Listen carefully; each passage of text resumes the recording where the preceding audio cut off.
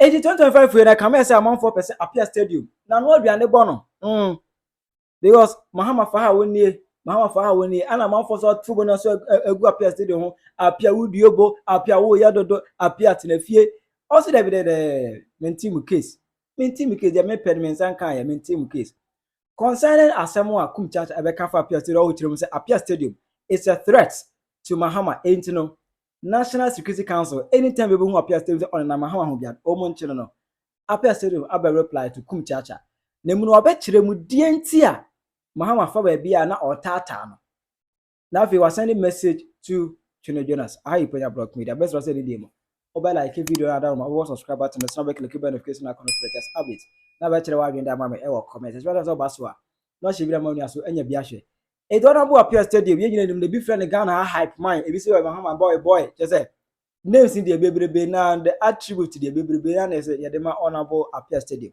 na eye Wednesday no ana Belonia Dr. Laji Banda na yase bibi ko see His Excellency John Mahama ekoye no oba no appear stadium ga say chairman na say dey what I say boss me France na say on fa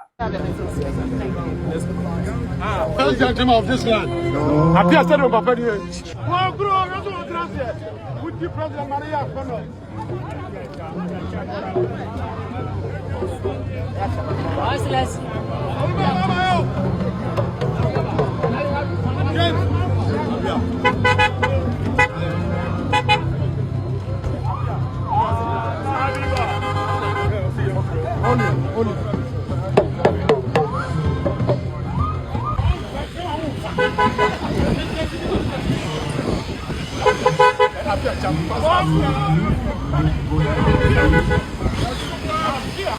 I say as na say fra wonfa e ma Mahama kwatwi fa so koye e ma despite eso ba no ne appear stadium any despite edim come ma appear stadium ga say o ma say giant hunu no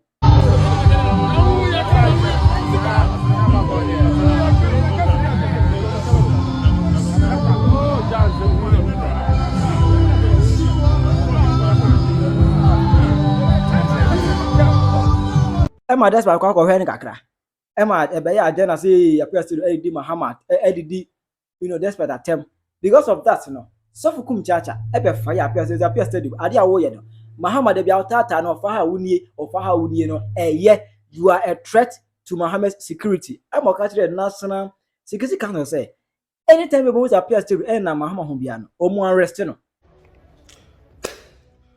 Odofo michia wo ne anopen baby a wo bia Ewrade asumdwe enka ho midin de Osofu Kum Chacha Ewrade adomade a chien na menya sole ya no pase na menya Vike 20 na mennom a na mowura na ba na hoden na ba na matume akasa yie ti Vike 20 de kwande kope bi to e wo drosto bia na de bia ubenya hoden foforo ebebo a wankasa na anope video bi trende e wo social media ne so a ebia no wo hu bi ebia na wo hu bi abat yenia ye frɛ no appear stadium ene ye papa Kwame despite onumanyamfo na video ni nyina ne sɛ eye ye papa Kwame despite ekɔ onumanyamfo bi ayi ase atin sɛ Azuma Banda ena onko ye ena am sɛ appear stadium so ko hobi ena okohu ye papa na wodi nachi an komodidie mu ana appear stadium ko ka se fa wonsem hunu ko na fa wonsem hunu ko no aye topic enkrofo ka wonsem pa na me sole ya no pay no ade a Osofu Kum Chacha mahu me share video no mani anye say appear stadium ebebiye na no because ye papa despite wa bu appear stadium e wo ska fam eni niema bebre na appear stadium bebiye na no waka fa wonsem hunu ko bye me share said the video ni ko appear stadium so abeka se wan kasa medie the woman say 1 John chapter 1 verse 8 wasi ya kasi ya nya bone ya ne ya dada ye hona nukure ni yemu ya ka ya bone ya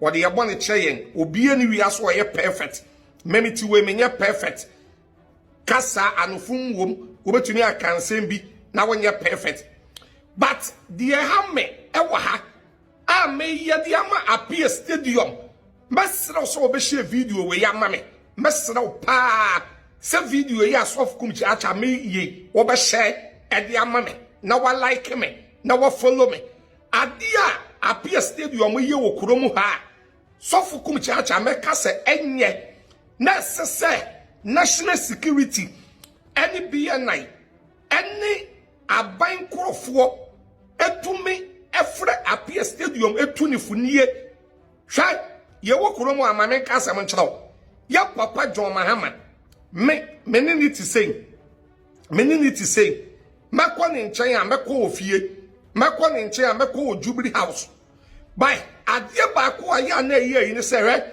wobetumi ne obi yɛ di agorɔ ahyɛaseɛ sabe fa kyame yenum onyamfoɔ ɔsɛ tutu asantenhene a wɔte kɔkɔɔ so nana pio obi ene nana ne kɔ school enkrofo bebre ene nana asantenhene ne kɔ school but ene ni position na woduwo no a woduwo no untumi nkasa woni asantenhene ene kɔ school eti no ɔkasa wo bedwam a wona ne baba akodi agobone ɔkasa wobɛkɔ ne nkyɛn ɛwɔ bedwam na wayɛ nneɛma bi a ɛnsɛm fatatie ade a menua Apia Stadium ɛyɛ no security threat ade a wɔyɛ no sofukum chacha me say ɛyɛ security threat sa ma hwɛ video so ni bebre mafrɛ no me ansa ne meba be video no na mafrɛ obi mafrɛ ne baako mienu manya no na bibi kɔso saa no ɛsɛ me yam video da ɔte bi won frɛmam wonim sɛ edu baabi no ɔman pani kɔ baabi a wakɔ baabi na wakɔ baabi no na ɔman pani ka esiwa national security for the police ni soja kutetuo na Apia Stadium ɛpɛsɛ wɔya kɔ ka ne ho wɔya twe kɔ ka ne ho baako bi ya me mu yɛ kora na ka ne tu aka ne kɔ wodi ka ne chi saa edi ka ne chi hwa ɛyɛ security threat ewiase ɔtamfo pɛso nya wa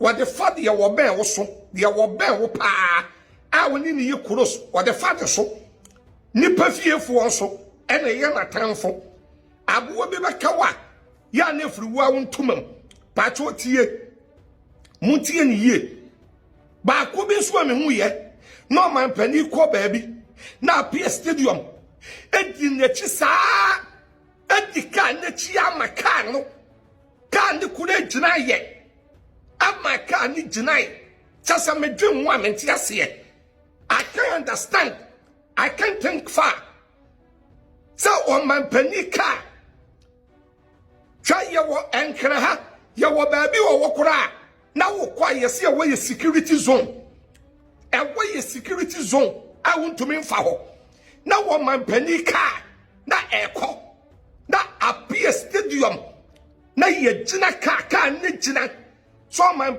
pani na ma yɛ gyina yo sa driver ni na gyina yo se security fo ni bi na gyina ma ka ni gyina I don't know ɛyɛ security threat yɛhwɛ ne yie saa deɛ wɔ yɛ ɔsɔfokum chacha American sabe obi owo nimdeɛ na ɔbɛtem aseɛ woni o man pani yɛ kama na no o man pani yɛ free a memeti we ne yɛ kama meni ne yɛ free wobɛtumi akɔ ne wɔ fie wobɛtumi akɔ ne wɔ Jubilee House office na ne na kɔbɔ nkɔmɔ ba so o man pani kokuma se na Apia Stadium wodi hɔ na ketu na wodi akyire ɔkɔta korade ne wodi hɔ na ketu ne wodi akyire enkana ha ne wafiri kumase aba na ketu ne wodi akyire kofodia ɔkɔ na ketu ne wodi mo hwɛ ne yie mo me ntie ne yie pa America president bi yabo ne din akyerɛ me yɛse afra ne James Gefred asɛdeɛ connect ne so ne kosua de bi fa ne ho na we kwan a ofa so a wodi hia ne nkwanhia James Gefred asɛ bibi sa a wɔyɛ America president bi Try. Ya wadia bi owa. Yan kan wasam. Ebe boa. Et menua appear stadium. Sabi o sabi. Sa wo ko ba bia. Bisa wo ya ho hyehye na wo de sabi wo yusu wadwen na no de mini problem. Sabi ewiase no obi amfatu ankokoro no bo. Na sabi o obi amfatu ankowrobo. No no so di wo nyansa bi no yusu na dwen. Na nkrofo brese no chana dia. I don't have problem about that. Yes, eno de me sof kum chacha. I don't have problem about that. But the problem is babia on my penny nambia oko. That ke tu ana wo de chire na wo seka no na soja fo gina ho, police fo gina ho, BN9 fo gina ho, national security fo gina ho, na abamu penny fo gina ho no mo hwe ni ye. Sadia we say e too totally bad. So for kum chacha and I make catch them. Sa BN9 for money moduma. That's national security for money moduma. That's soldier for any process for na. Ya Mogadi president money moduma. Make catch them on that. Sadia appear stadium moyen a security threat. Mushe ye. Medede osofu kum chacha. When ya mishrao. Now we are in your case. Copper Vicar 20. Netonano. God bless you. Now be now holding. Sanse we na. So kum chacha ebe kan ye no. Ana na bo appear stage o hedi no si there bi. Ase kum chacha be kan de se ma mekan bia. Na kameta small kan no kre. It ma me se mekan bi. Na ne nkase mu e no je kum chacha. O ye sofu. O ye sofu. Na me no ni asem. Ana me nkan bone. E na mo sofu a wo ye ntino me do boni a chew. Appear stadium, Mahama PSC. Opani bi ye fe kum chacha. Wa hwe kamera mu se aka asem bi atom so. Na nyansafo bi di se Ghana chief of staff Owura Julius Zebra papa utumfo ameti. Kum chacha say appear stadium be president Mahama o skiti threat. Kum chacha wo de wa fa Bible a che wo papa ni Nyankopon. The be we see a be share radi we near radi be bomba didi or heaven. Na politics ye heaven as so. It is a offer camera a cancer motum from say appear stadium security traitor. Comedian Bezeka Yamina was unim no casa for muna catch me papa say. We have videos the president mama. I don't know be an appear stadium sound. I'm an eduman one pan as well quadrifo. It is a yame. What can we are? Me the new attempt. Semino do what I say my jirami focus. It was a mitiway. Me a ocas as me. And he petty bra. And then you're fine. So we do a chino quagata could do a tembia, must say my brabo. If the Casafine, be a economic cabby. The kum chacha, on Yamina Sunimity, the one yacho. E wona appear to the ebuza kum chacha say kum chacha. Anka obe kan simi kran, anka fa busa me appear to the appear stadium. E ye dentina de bia Mahama fa ha wunie, ofo ha wunie na anka me nkyere wo mu die ntia, me megyina hei. Enye se me ko hwini, ana menya kwadwofo. Ana me more than say penny de say me madane boy Debbie. But me kasi ne pain say Mahama ema madwuma boy adwuma meja ye. Na me bra ma bre no. Methodist Archbishop Asantentwi. Me chiribo bedwom say na me ka kire say we hypocrite. President Mahama di akonya first.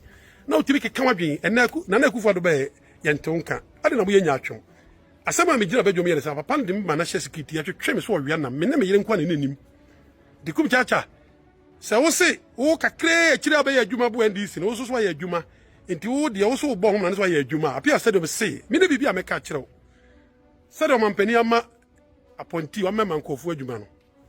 Enya adwuma no wade ama me na me yakwadworo na me gya adwuma no odu be adwuma me chesika. Onyankopon ka president Mahama akoma no ma adwuma. Me nya adwuma no ma man eyase ne party ase occasion me chesika. Meja ye, na matena fia ye adwuma de abo man konkron Ghana. Eno be kire mu kra say Chino Jonas, me praise Chino Jonas over you, wo kum chacha wo hi. Me choose Chino Jonas over you 10,000 times. Because I say me buy no. Chino Jonas ehwe di no si there bi. Mama, appear still no boy adwuma. Enti pe adwuma bi pa ne nye. Na wonya is boy na wo ye no. Enti at least anka wo be ka bi kura na anka kan sama Chino Jonas e kan ye ni bi. Me trans na adwuma de mama ye no ma ne nya ho faso. Enti asam a wo ka no me ma pia se do me nya ma je say said you ultimate board ehwe kam na me timi ka kire me kuma fia so senega efia so ase ne ga ni twa asiri ne maame kekansem menye eti se metie o de metie Twini Jonas eti Twini Jonas oti US oti ma hwe camera ma ka kire president Mahama say apia stadium abre na boa no Twini Jonas manu we mi de beyi waye esense me de bebo wose nuem me pa Twini Jonas asema nyadaje yi ano abompa ya ma Twini Jonas ajai se obi abokola onum so esofo abra otu he nyame anim e ka asem mutu onipa oba onipa wa bre e de kra mi twa dwa mi timi fa tell pen mama yere twa letter say president Mahama je na kan na otwe mi ne beto aba odi hunfo bi ka che say uhia moja de awo ne president a kumi na hwe me mama me kum chacha eni ma bi ko share president Mahama say letter mission say wo hwe letter no osu onipa ma bread me kra bo for dia ma me papa wa papa wa wo be ka che me say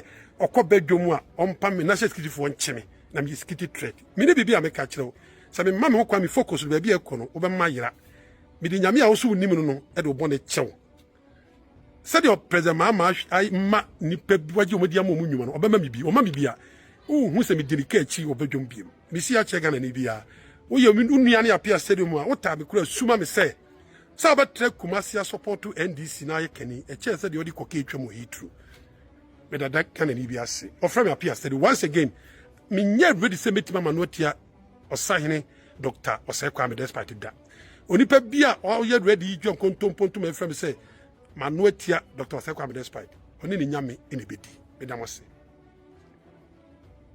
What I say? I say, another person will reply to you. So, come church, I will be to the DNT of Bimba Mahama. I is nothing I say. On your appointment being from Mahama.